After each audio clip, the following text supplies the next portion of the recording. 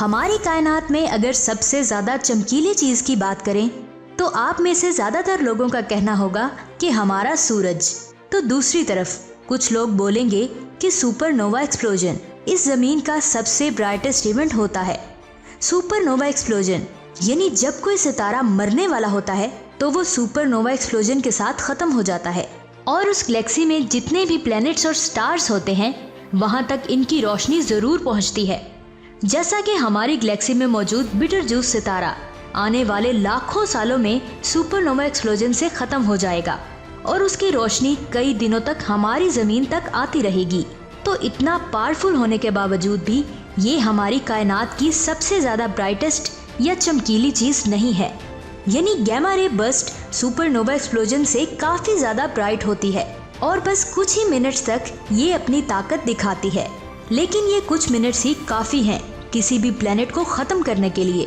तो अगर ये गैमा रेज हमारी जमीन से कई लाइट ईयर दूर फटता है तो क्या हम इस धमाके से अपने आप को बचा पाएंगे? जब भी मैं गैमा रेज की बात करती हूँ तो मुझे मार्वल मूवीज के हुक की याद आती है, क्योंकि वो भी तो इस गैमा रेडिएशन से ही बना था और वहाँ गैमा रेडिएशन ने उस मामूली से इंसान को इतना खतरनाक और पावरफुल बना दिया था। ये तो आप सब जानते ही हैं, लेकिन वो तो सिर्फ एक मूवी है। लेकिन अगर हकीकत में हमें इसका सामना करना पड़े तो अंजाम क्या होगा?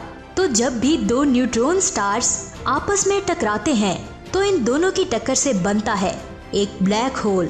तो इसी ब्लैक होल के बनने के साथ निकलती हैं ये गैमा रेज बर्स्ट। इन गैमा रेज के ओपन होने के और भी कई तरीके हैं, जैसे जब कोई ब्लैक होल किसी न्यूट्रॉन स्टार को निगल लेता है तब भी ये गैमा रेज बर्स्ट ओपन होती हैं।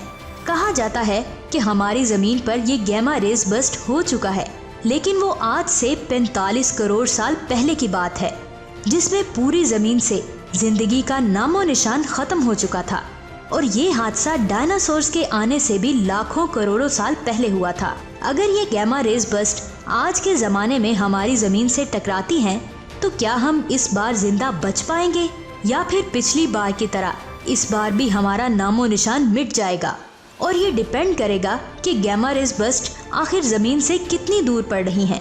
अगर ये धमाका जमीन से 3000 लाइट ईयर्स दूर होता है तो ये उस केस में इतना भी खतरनाक नहीं होगा। वैसे इतनी दूरी के बावजूद भी ब्लास्ट से निकलने वाली रेडिएशंस को हमारी जमीन काफी हद तक जज्ब कर लेगी। और इस केस में अगर किसी को सबसे ज्यादा खतरा होगा तो वो होगा इंटरनेशनल स्पेस स्टेशन के पास मौजूद सैटेलाइट्स। बस्ट के कुछ ही सेकंड्स के अंदर हमारे सैटेलाइट्स पूरी तरह से खराब हो जाएंगे, जिसके चलते पूरी दुनिया का इंटरनेट कनेक्शन भी रुक सकता है। लेकिन इन सैटेलाइट्स को ठीक करने में इतना वक्त भी नहीं लगेगा और जो रेडिएशंस हमारी जमीन को छूने की कोशिश करेगी उसे जमीन की ओजोन लेयर संभाल लेगी। लेकिन अगर यही गैमा रेज ब्लास्ट जमीन से सिर्फ 500 लाइट ईयर दूर फटता है तो इसका नतीजा पिछले वाले से काफी अलग और खतरनाक होगा। इस बार रेडिएशंस की इंटेंसिटी इतनी ज्यादा होगी कि हमारे ओजोन लेयर को पूरी तरह तबाह कर देगा और बगैर ओजोन लेयर के जमीन के ऑलमोस्ट 99% पौधे बहुत जल्द मर जाएंगे और बगैर पौधों के जमीन के एटमॉस्फेयर में ऑक्सीजन की कमी बहुत ज्यादा होगी और बिना ऑक्सीजन और पौधों के जानवर या तो भूख से मर जाएंगे या फिर सांस के बंद होने से। इंसान भले ही अपने आप को कुछ वक्त तक ऑक्सीजन मास्क के थ्रू जिंदा रख पाए, लेकिन सारे ऑक्सीजन सिलेंडर्स खत्म होने के साथ साथ वो भी ज्यादा टाइम तक जिंदा नहीं रह पाएंगे। और अगर ये गैमा रेज बर्स्ट जमीन के आसपास भी होता है तो कुछ ऐसा होगा जैसे जमीन की टक्कर किसी बहुत बड़े एस्ट्रॉयड से हुई हो। पहले तो ये हमारे एटमॉस्फेयर को पूरी तरह तबाह कर देगी और बिना ओजोन लेयर के हम पूरी तरह स्पेस के जुपिटर की लपेट में आ जाएंगे और हमारी स्किन के ऊपर वाला हिस्सा काफी हद तक जल जाएगा। और इससे पहले कि हम ये सोचें कि हम इस खतरनाक एटमॉस्फेयर को कैसे ठीक करें, इतने ही वक्त में जमीन की काफी हालत खराब हो जाएगी। गैमा रेज में एक अच्छी बात है जिसमें हमारी किस्मत अच्छी रही तो हम बच भी सकते हैं। दरअसल गैमा रेज का वेव लेंथ काफी शॉर्ट होता है और इसी के चलते ये भी हमारी जमीन के बिल्कुल पास से गुजर सकता है बिना कोई नुकसान पहुंचाए। लेकिन इसमें हमारी किस्मत बहुत ज्यादा अच्छी होनी चाहिए, तभी हम इससे बच सकेंगे।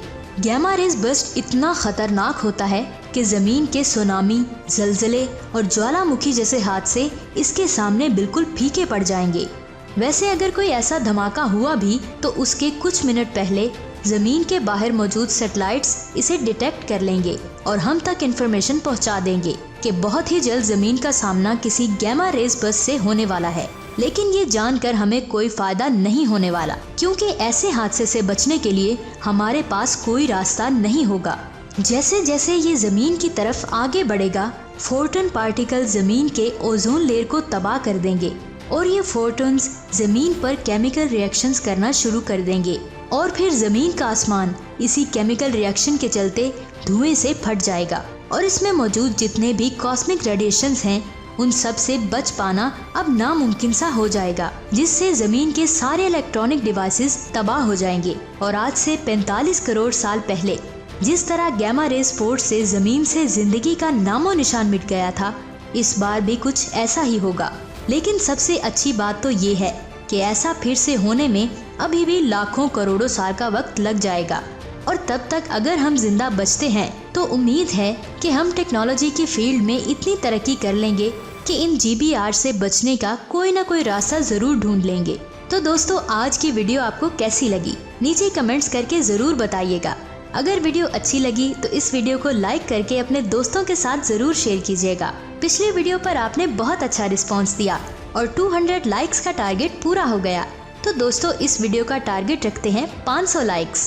और स्पेस से रिलेटेड मजीद वीडियोस देखने के लिए हमारे इस channel if TV the science world को सब्सक्राइब करके बेल आइकन को जरूर प्रेस करें ताकि नई आने वाली वीडियोस के नोटिफिकेशन आपको मिलते रहें। अपना बहुत सारा ख्याल रखिएगा। अल्लाह हाफिज।